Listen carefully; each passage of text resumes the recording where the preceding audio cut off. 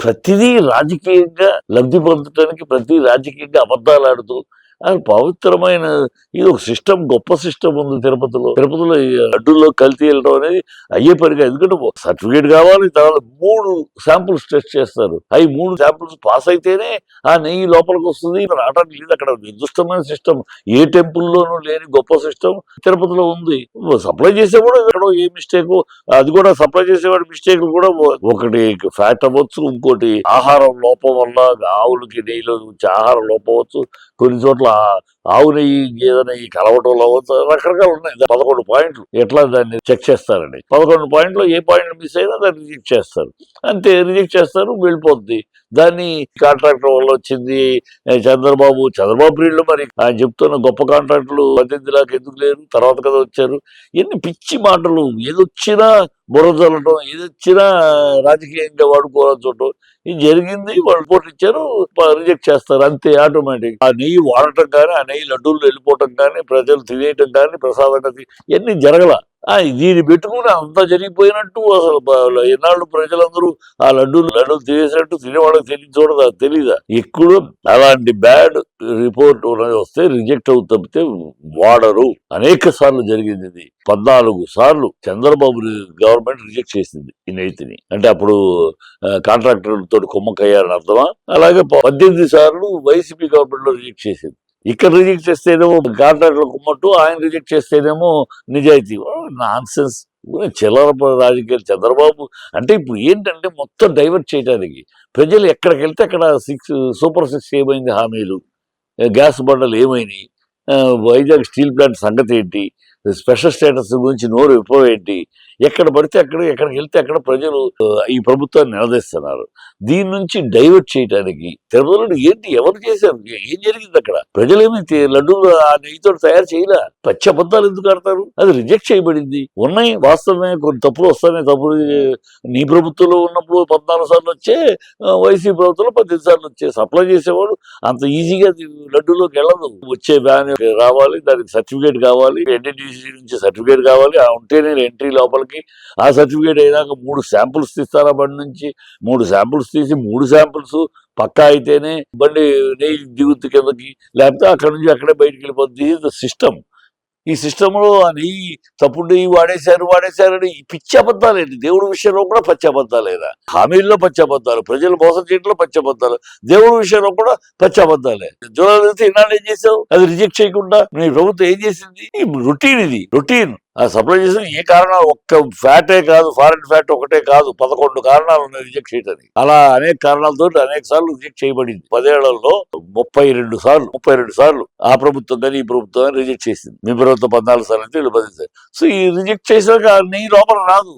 అసలు ఏదో రిజెక్ట్ చేయబడింది లోపలికి వచ్చేసినట్టు, అది వంటశాలలో కలిసిపోయినట్టు, ఆ లడ్డూలన్నీ తయారు చేసినట్టు, ఆ లడ్డూలందరూ భక్తులుగా దేవస్థానం అమ్మేసింది, తినేశారని ఈ పచ్చి అబద్ధాన్ని దేవుడి విషయంలో కూడా ఇంత అబద్ధాలు మాట్లాడడం చంద్రబాబుకి. అదే అరెస్ట్ అయినప్పుడు నాకు ఆ రోగం ఈ రోగం 36 రోగాలు ఉన్నాయి అని చెప్పి అబద్ధాలు చెప్పి బెయిల్ తెచ్చుకోవాలా. ఆ తర్వాత మా బెయిల్ వచ్చిన నెక్స్ట్ డే నుంచే తిరుగుతా ఉన్నాడు. నోరు తెరిస్తే ఏ విషయమైన అబద్ధాలు ఆడటం, ఏ విషయమైనా, ఏ మ్యాటర్ అయినా సరే అబద్ధం. జగన్ చెప్పం. దీనికి జగన్ సంబంధం ఏంటి? జగన్ కూర్చుని టెస్ట్ చేస్తారా? అక్కడ పద్ధతి ఉంటుంది, ఒక విధానం ఉంటుంది. ఆ తిరుపతి ఇన్ని సంవత్సరాలుగా జరుగుతుంది అది. ఆ విధానం ప్రకారం వాళ్ళు టెస్ట్ చేస్తారు. 3 శాంపుల్స్ టెస్ట్ చేస్తారు. సర్టిఫికేట్ ఉంటేనే లోపలికి రానిస్తారు. ఏమాత్రం తేడా వచ్చినా పంపించేస్తారు ఆ బండిని. అలాగే ఎన్నోసార్లు జరిగింది. అది ఉంటే నువ్వు పంపించేస్తారు. దాన్ని ఎప్పుడో జరిగింది, ఎన్నాళ్ళు అసలు ఏం చేశావు నువ్వు అంటే సమయం కోసం. అప్పుడేమో రొటీన్ మామూలే కదా, రిజెక్ట్ చేయదులే అని ఊరుకున్నావు. ఇప్పుడు నేను ప్రజలను డైవర్ట్ చేయడం కోసం దాన్ని ఎత్తుకుని వాడుతున్నావు. దాన్ని ఎత్తుకుని ప్రజల్లో భ్రమ కల్పించేసి ఏదో అయిపోయింది, భక్తులకు అన్యాయం జరిగిపోయింది. భక్తులకి ఏమి వెళ్ళాలి లడ్డూలై, అది రిజెక్టెడ్. వెళ్ళిపోయి వ్యాన్ బయటికి లోపలికి వెళ్ళిపోయిన వ్యాన్లై, అది రిజెక్టెడ్. ఆ నెయ్యి ఏమి లోపలికి రాలా, ఆ నెయ్యి ఏమి వంటశాలలో కలవలా, ఆ నెయ్యితో లడ్డూలు ప్రసాదాలకు అదే ప్రసాదాలకు ఇవ్వాలా, భక్తులేమి తినలా. ఎందుకు పచ్చి అబద్ధాలు? దేవుడి విషయంలో కూడా ఇక గొప్పగా మనది చాలా. ఏ టెంపుల్ ఏ దేవస్థానం దగ్గర లేని ఒక నిర్దిష్టమైన విధానం మన దేవస్థానంలో ఉంది. చక్కగా దాన్ని వాళ్ళు ఎంట్రీ కార్డు నుంచి ఆ నెయ్యి వంటశాలలో ఈ లడ్డు మిశ్రమంలో కలిసేదాకా ఇన్ని ప్రక్రియలు ఉన్నాయి. ఈ ప్రక్రియలను దాటుకుంటే ఆ నెయ్యి అక్కడికి వస్తుంది. దాన్ని తీసుకొచ్చి రిజెక్ట్ ఎందుకు అయిందో రీజన్ వాళ్ళు చెప్పి రిజెక్ట్ చేశారు. దాన్ని తీసుకొచ్చి దీనిలో కలిసి ఉంది, ఇది పెట్టేశారు. పెట్టారా? అని వాడారా? What idiotic and nonsense. మరి ఇంత చీపా? ఇంత రాజకీయం కోసం ఇంత చీప్గా, ఇంత దరిద్రంగా, ఇంత అబద్ధాలు, దేవుడి విషయంలో కూడా అబద్ధాలు, దాన్ని ప్రధాన్ని రాజకీయంగా వాడుకోవాలని, ప్రజల మనోభావాల్ని, తిరుపతి మీకున్న విలువను తీసేయడం చంద్రబాబు చేస్తున్నది. ప్రపంచవ్యాప్తంగా కోట్లాది మంది తిరుపతి దేవుడి మీద ఉన్న విశ్వాసాన్ని, భక్తిని దెబ్బ కొట్టడం. అక్కడ ఏదో జరుగుతుంది. ఎవరో ఏ ముస్లిమో చేశాడు, ఏ క్రిస్టియనో అన్నాడంటే వినగలం, కానీ నువ్వు వెంకటేశ్వర స్వామి నా దేవుడు అంటావు. నువ్వు దేవుడి యొక్క పవిత్రాన్ని ఇలాగ అల్లరిపాలు చేస్తావా? పవిత్రతని ఇలాగ అల్లరి చేస్తారు. మనిషి చంద్రబాబు వయసు వచ్చింది కానీ ఏమాత్రం ఇంగిత జ్ఞానం లేదు. అడ్డదిడ్డమైన అబద్ధాలు.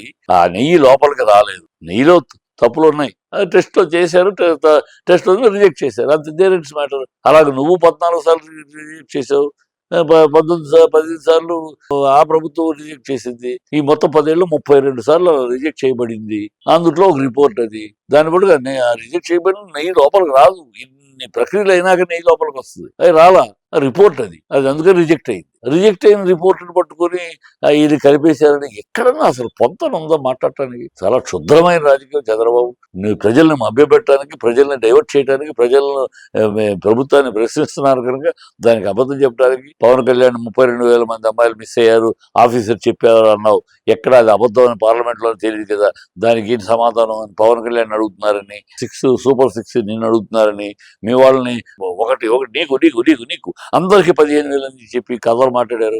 అవన్నీ నిలదీస్తున్నారు. ఎక్కడికి వెళ్తే అక్కడ ప్రజలు. గ్యాస్ బండ్ ఇస్తామన్నారు కదా, మరి ఇప్పుడు ఇవ్వనని మీ మనోహరు అంటాం, అసెంబ్లీలో మాట్లాడటం, ఇవన్నీ నిలదీస్తున్నారు. వీటి నుంచి తప్పించుకోవడానికి, ప్రజల్ని వీటి నుంచి డైవర్ట్ చేయడానికి ఇలాంటి వేషాలు. అంతకన్నా దీంట్లో ఏమి లేదు. అది ఏమి వాడిన నెయ్యి కాదు, దాంట్లో వాడబడిన ఆ లోపలికి వచ్చే నెయ్యి కాదు. అది అక్కడే శాంపుల్స్లోనే ఆ రిపోర్ట్, అది శాంపుల్స్ తీసినప్పుడు ఆ రిపోర్ట్లో రిజెక్ట్ అయింది. రిజెక్ట్ అయిపోయిన బండి యొక్క రిపోర్ట్ తీసుకొచ్చి ఇది వాడారు అన్నట్టు ఒక భ్రమను కల్పించి ఆ నెయ్యి వాడి లడ్డూలు తయారు చేశారు. ఎంత అపవిత్రమైన మాట. దేవాలయంలో అక్కడ చూసి అందరూ లడ్డూలు తయారు చేసేవాళ్ళు మామూలు వాళ్ళకి పొద్దున్నే చక్కగా స్నానం చేసి దేవునికి పూజ చేసి చాలా భక్తి శ్రద్ధలతో చేస్తారు. వాళ్ళని అందరినీ భంగపాలు చేయటం, అందరినీ అప్రతిష్టపాలు చేయడం, తిరుపతి దేవస్థానం యొక్క వ్యవస్థని అప్రతిష్టపాలు చేయడం తప్పితే ఇంకేమైనా ఉందో? బుద్ధి లేని రాజకీయం.